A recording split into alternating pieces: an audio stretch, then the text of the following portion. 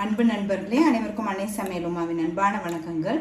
இன்னைக்கு அன்னை சமையலில் பார்க்க போகிறது சேமியா ஜவ்வரிசி பாயாசம். வாங்க எப்படி செய்கிறதுன்னு பார்க்கலாம். இப்போ கொஞ்சமாக குங்குமப்பூ சேர்த்துக்கலாம். வெது வெதுப்பான பால் 2 டேபிள் ஸ்பூன் சேர்த்துக்கலாம். இப்போ இதை 20 நிமிஷம் ஊற வச்சுக்கலாங்க. 3 பாதாம் சேர்த்துக்கலாம். இப்போ இதை சூடான தண்ணியில் 20 நிமிஷம் ஊற வச்சுக்கலாங்க. இப்போ இதை எடுத்து தனியாக வச்சிடலாம். இப்போ 1/2 கப் ஜவ்வரிசியை 2 மணி நேரம் ஊற வச்சு எடுத்து வச்சுருக்கேங்க. நீங்கள் விருப்பப்பட்டீங்கன்னா ஜவ்வரிசியை வறுத்துட்டு கூட பண்ணலாம். ஜவ்வரிசியை ஊற வச்சு வேக வச்சோம்னா சீக்கிரம் வெந்துடும். இப்போ 1/2 கப் சேமியாவை சேர்த்துக்கலாங்க. இப்போ சேமியாவை நல்லா வறுத்துக்கலாம். ஸ்லோலி வச்சு லேசாக கலர் மாற வரைக்கும் வறுத்துக்கோங்க. இப்போ சேமியா பாருங்கள், கலர் நல்லாவே மாறி இருக்கு. இந்த அளவுக்கு வறுத்துக்கிட்டா போதும். இப்போ இது கூடவே 1 கப் தண்ணி சேர்த்துக்கலாம்.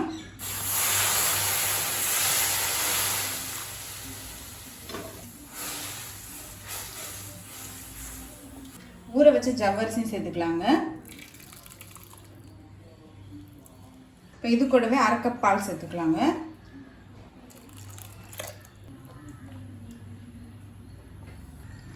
இப்போ சேமியாவும் ஜவ்வரிசியும் நல்லா வேகிற வரைக்கும் வெயிட் பண்ணலாங்க.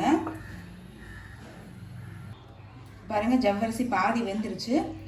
இன்னும் நல்லா வெந்துட்ட பிறகு பார்த்தீங்கன்னா கண்ணாடி மாதிரி ஆகிடுங்க. இப்போ சேமியாவும் ஜவ்வரிசி நல்லாவே வெந்துருச்சுங்க. 1 கப் பால் சேர்த்துக்கலாம்.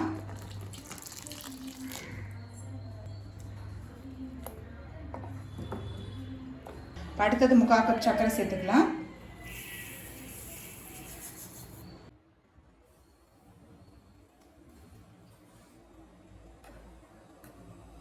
இப்போ சக்கரை நல்லா கரையிற வரைக்கும் வெயிட் பண்ணலாங்க.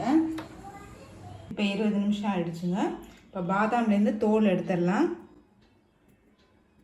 தோலோடே போட்டிங்கன்னா கலர் மாறிடும், அதுக்காக தான் எடுக்கிறோம். இது கூடவே 2 முந்திரி சேர்த்துக்கலாங்க. இப்போ இதை மிக்சியில் கொஞ்சமாக பால் சேர்த்து அரைச்சிக்கலாம். இப்போ இதை மிக்சியில் அரைச்சாச்சுங்க. இப்போ இதை எடுத்து தனியாக வச்சிடலாம். இப்போ 4 ஏலக்காய் தட்டி போட்டுக்கலாங்க. இப்போ நம்ம அரைச்சி வச்சுருக்க முந்திரி பாதாம் விழுது சேர்த்துக்கலாம். முந்திரி பாதாம் இப்படி அரைச்சி சேர்க்கறதுனால பாயசம் டேஸ்ட் ரொம்பவே நல்லாயிருக்கும். இப்போ குங்குமப்பூ பாருங்கள், நல்லாவே கலர் மாறிடுச்சு.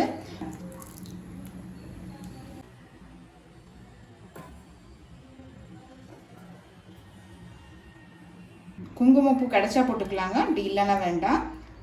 எல்லாம் சேர்த்துட்டு ஒரு 2 நிமிஷம் நம்ம ஸ்லோலே வச்சிடலாங்க. கொஞ்சமாக நெய் சேர்த்துக்கலாம்.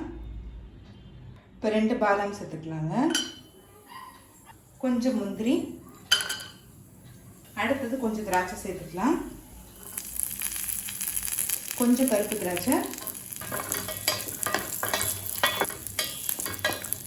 இப்போ எல்லாத்தையும் வறுத்தாச்சு. இப்போ இதை பாயசத்தில் சேர்த்துடலாம்.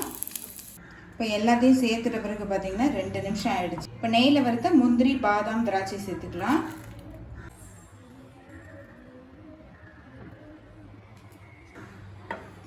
இப்போ சேமியா ஜவ்வரிசி பாயாசம் ரெடி ஆகிடுச்சு. நம்ம சர்வ் பண்ணிடலாம். இப்போ சுவையான சேமியா ஜவ்வரிசி பாயாசம் ரெடி ஆகிடுச்சு. ரெசிபியை ட்ரை பண்ணி பாருங்கள், கண்டிப்பாக உங்களுக்கு பிடிக்கும். ரெசிபி பிடிச்சிருந்ததுன்னா வீடியோவை லைக் பண்ணுங்கள், கமெண்ட் பண்ணுங்கள், ஷேர் பண்ணுங்கள். இது வரைக்கும் அன்னை சமையல் சேனலை சப்ஸ்கிரைப் பண்ணாதவங்க மறக்காமல் சப்ஸ்கிரைப் பண்ணுங்கள். தேங்க்யூ.